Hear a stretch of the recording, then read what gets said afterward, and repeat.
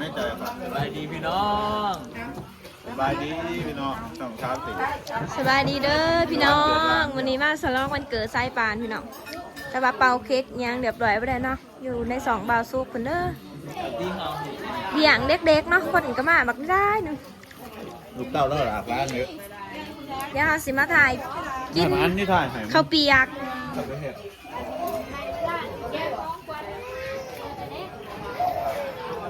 ตอนนี้กำลังลวก เอาลงไป ก็ยังดัวอันนั้นอยู่บ่ ป้ามักอันนี้น้องไงฮะไม่ห่างว่า ไม่ห่าง แม่ บ่ ลู วะ กน้องลูกน้อง ห่างแล้วตอนกลัวเราไปอยู่นะ หัวเพิ่ม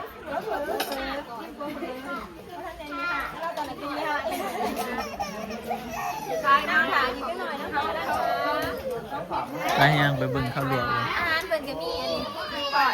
เคฟซีน้องขอดใจ พอใจ แล้วบ้านได้เห็ดเองนี่ ของเด็กหน่อยมากได้นี่ อันนี้ยังไงเสะ เออ ตายนะจ๊ะ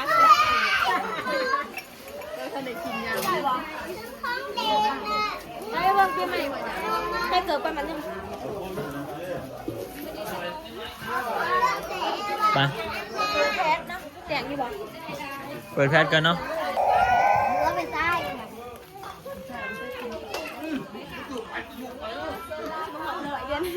ที่ต้นสารพี่น้องกับเปียกหมอที่สองเนาะหมอหนึ่งมันใหญ่ๆใหญ่พี่อย่างพี่เอาต้นมาใส่อีกลูกเสือตอนมาใส่อีกตอนเดียว เพราะ พอเอาเสียนดงแต่ตอนดูหน่อยไปเด้อเองเนี่ย เปียกหมูเนาะกระดูกหมู ยังไงนะมันคือเป็นประโยชน์โอ้นี่ขี้ ไม่มีที่อยู่แต่เพชรการจะมองกันว่าจะอยู่เด้อนี่แต่มีขี้มีเสียงอีกทางนั้น ต้นมากเลยนะใหญ่ๆ สวัสดีเด้อคนนี้ มันเกิดทุกข์ที่ผม ได้สองหนึ่งเลย ก็เห็นจากที่เราสอนปีใหม่เลย ก็สิจ้างหมอลำมันลูกอยู่อันน่ะมันเกิดก็ได้กระเต้นเนาะก็สิขาดมีความสุขเนาะกัน เพื่อว่าที่ไหนก็ไม่จะบักซุกกี่ได้ดิที่สำคัญเลยยาดิมึงมาหอดไว้แท้ บ่คนแบบเนาะคณะมีเงินเนาะจ้างแบบหมอลำเนาะหมอลำน้อยๆเนาะมาเนาะมันเกิดได้ได้ก็กินวันนี้เนาะคือสิแบบ ตอนนายอยู่ว่ามึง คือสิแบบม่วนขนาดนั้นมัน มันเหลือตอนเดินจี จ้างรถแห่เนาะก็ได้ได้ พอ เนาะ เอาเสียนดงเลยตอนหน่อยไปเลย พอแล้วมาจ้างแล้วสร้างในบ้านอยู่ โอ้กันแบบ ถ้าเริ่มต้นต้องกินกับเปียกกันพี่น้องถามว่าพี่น้องเดี๋ยวข้อวันเกิดคืองามเถอะเด้คนไหนของขวัญใหม่ผมเจอเพื่อนอันนี้กระจอมหัวไปซื้อกระเป๋าซุปเบ็ดนี่อ๋อมีอันนั้นอ๋อใส่กรอกอีกว่าไก่ KFC พี่น้อง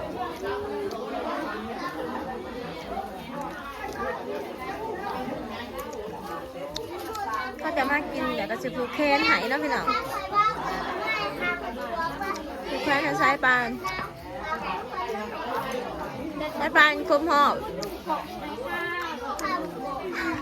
ของกินเสริมมีใส่กรอกน้ำเนาะมีมันเมย์เป็นเมคาใส่กรอก ข่าวใส่กอกก็อาม่า ต้องเอามาให้ลองก่อนเนาะสิก่อนต้องกินนี่ข้าวเปียกกับใส่กรอกแล้วก็อันนี้พี่น้อง มันที่ยังไม่ใช้คลิป ยินเนาะสิเป็นหยังยินเนาะยังดอก อันนี้ก็มีกล้วยเหรอพวกมันนี่แหละ นาทีเอาซ่า ทำแบบนี้ไป โชว์ในที่มันจะได้ หันป้าไปซ้ำแดงค่ะก็ได้ครับไปทำแมงแล้วกับเป็กคุณได้พี่น้อง ความมีเหลือมีแหะวะ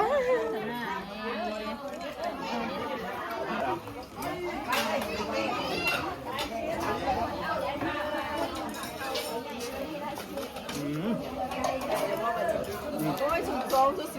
จะมาเห็นอันนี้ เด้อ แม่นะเ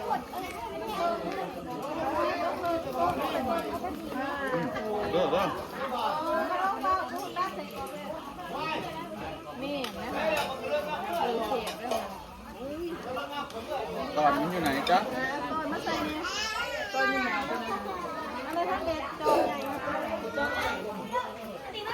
แล้วอยากได้ตอนร้ายกับตักร้ายเด้อ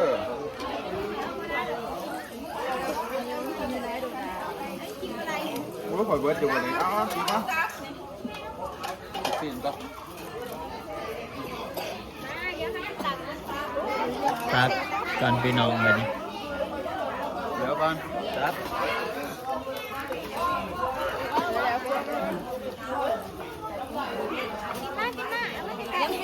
เอาบอสตั้งไหน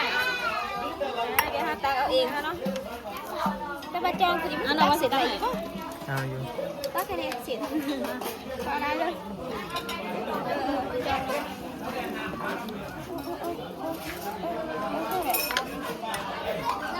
อันเขาบอกกระดูกขา พอแล้วเอาอันนั้นบิ๊กซีแค่น้อย ได้พอหรอ ทำนั่นแหละ กุ้งอาลูกุ้งอาลู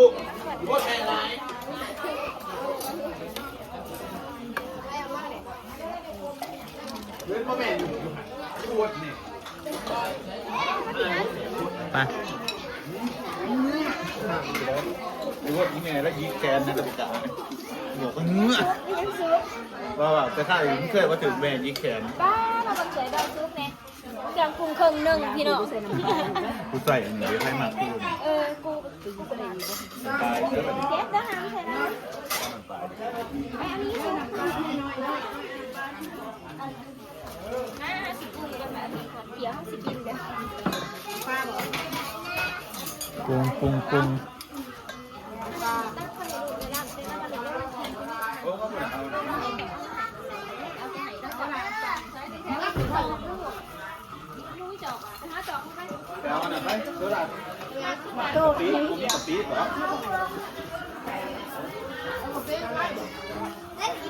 ปีมีอยู่บ่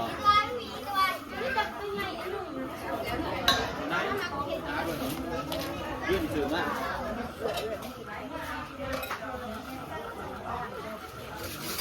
ขอบเปียกเลยขอบเปียกเลย เอาไว้เอาไว้เจาะวันอยู่เอาไม่ใช่เจาะไปความปล่อยด้วย ไม่ใช่หรอคือตักอีกแหละ พวกก็กินได้นี่เด้อ บ่ บ้าพี่น้องเด้อ แม่นกระบอกตักซ้อมเพื่ออะไรกูต้องก่อนคือเคปมา เดี๋ยวสิโคตรแต่ไม่ให้กินนะอันนี้ก็คุณ เนี่ย ไอ้แม่ก็ว่าแม่เนี่ยเนี่ยไอ้มาตรงเจ้าบอกนี่เนื้ออะไรเป็นเศษนะต้องกินเหรอใช่แต่พี่บุบี้ลูกพ่อน้ำตาลจางไปตีเลยนะขนาดเป็นเล็กน้อยมาเลยพี่น้องไรที่แม่ครัวกินเนาะวันนี้ ไรสิไปบุญมืออื่นเนาะ ไปนะมีเงินตูดอยู่บ่ ผมมีดอกสิไปอันนั้น พี่น้องกินนั่นนี่ ไปเลยพี่น้อง เดี๋ยวพี่น้อง เพื่อนตัวใครเอ็ม อันนี้เก้าอัปโปปังเห็นเนาะแต่ละนี่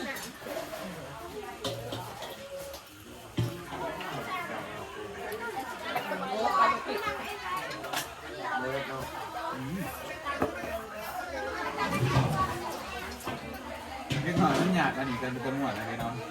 เล็กน้อย มันอยากกับคุณปากนะ เป่าเตะซ่าสีหน่วย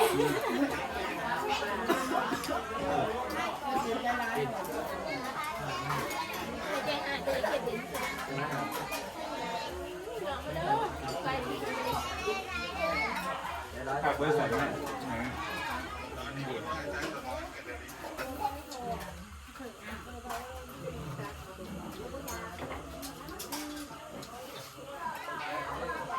ถ้าแฟนเป็นไซส์ตัวไหนไอเดอร์นะบอก ลูกปันลูกหลาน ถ้าแฟนเป็นตัวฟอง ไปนั่นแหละ อันนั้นเป็นยัง เจ้าสิหมักไปนะ หัวเรื่องมุนเนาะ เราจะเนี่ย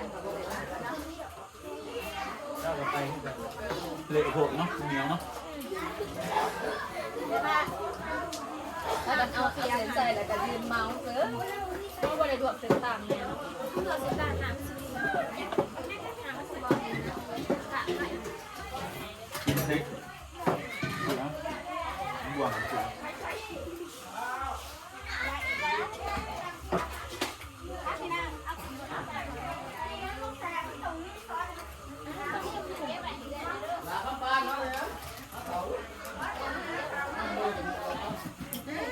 เ แกะโน่น้องแกะโน่เล่นของผีวดมากไม่ใส่โอ้แบบเด็กเกิดยังอยู่ยังเนาะนู้น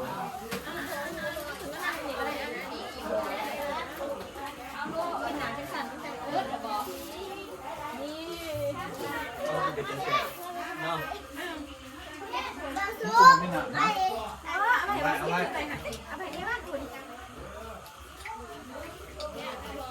จีบผู้ชายนะมากเลยฉันไม่จีบกูเลยจีบในชูทางอันนี้เด้อจริงๆอ่ะจีบ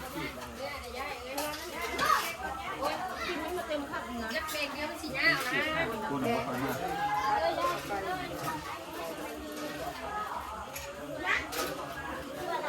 แล้วจะไปนอนย่ำตัวย่ำได้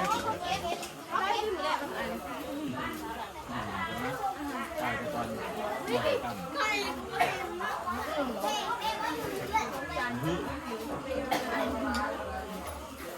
เกือบบุญนั่นแหละถ้าก็เริ่มมือนี่ขอมาบุญอะไรนะครับน้อง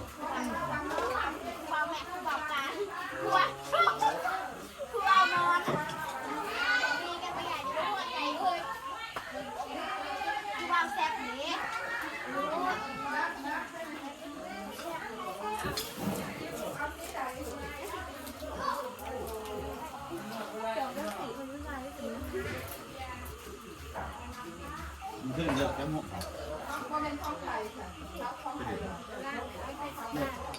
ในมุกที่ร้องนะเลิกแล้วมุกว่านี่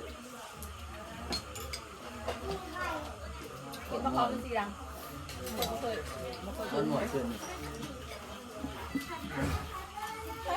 บุญมากกว่าบุญมากหนักข้าวหอมกินหัวหนึ่งยันสีดำกินอะไร ถวยแต่ละคนเป้าถวยเจ้าพี่ใหม่กับไอ้ก้อย เต็มสวยเนาะกดตัวหน่อยยังกินสวยใหญ่ กินร้ายคนนะพี่น้องมันจะแสบ ไปดื่มน้ำดิ อ้าวอันกินน้ำปรุงน้ มันกินดอก ยี่บอกไปสู่ ำข้าง มันพอเห็นมันกิน กรอบมาทานกันน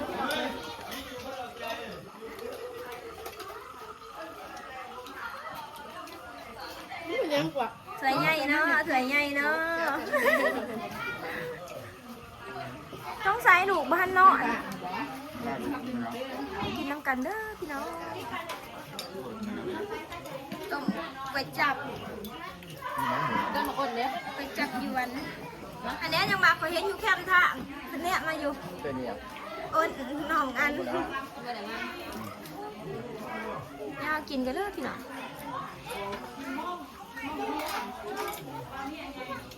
ลูกเนี่ย ก็ได้รู้พี่เหมือนกัน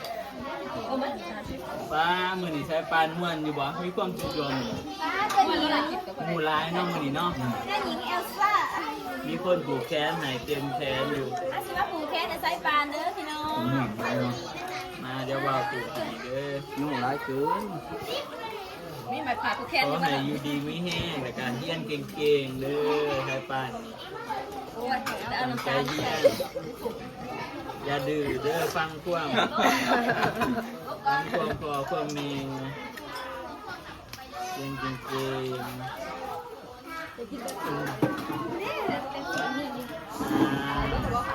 เนี่ยในกระดาษ อ่า เนี่ยมือนี้ลงไ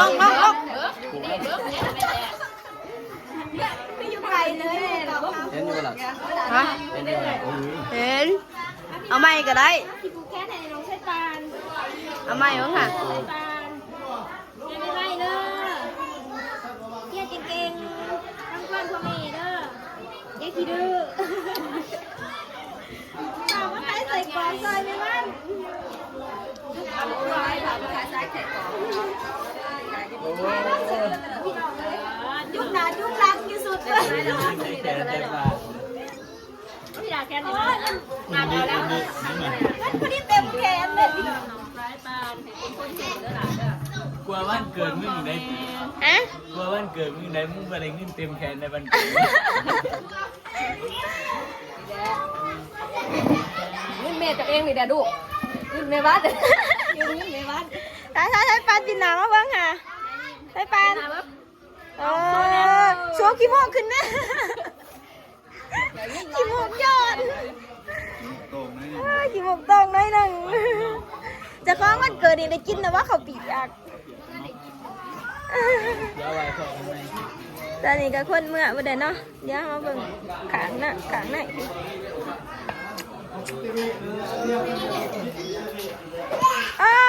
หายที่ท้องมาหนิกินอิ่มเลยกินโรเบิร์ตเสียดายมั้งเนาะมาเบิ่งเม็ดขั่ว ยินดีตีเนส เออแสบบ่เม็ดขั่วหนามันเบิดนะเห็ดตะเวนฝนว่ามีน้ำเดืองน้ำอีก ยกยกยกเอายกสลองยกก่อนยังข้าวน้ำปลาอยู่ ข้างให้พวกนั่ง พี่น้องเดี๋ยวเราไปกินข้าวเปียกแล้วก็สิอันนี้เนาะพี่น้องกินเดี่ยวกับมีซ้ามาล้างถ้วยเนาะจัดกวนเด้อเล็กหน่อยกินเดี่ยวกับล้างซอยปลาเขาเต็มอยู่เนาะพี่น้องคนมาร้ายแล้วสวยบักร้ายๆเนาะนั่นแหละปกติเปิดเพลงสั่งซ้ำเลยเด้อแล้วเขาสิปิดคลิปแต่พี่น้องบอกกันในคลิปหน้าเด้อบ๊ายบายพี่น้อง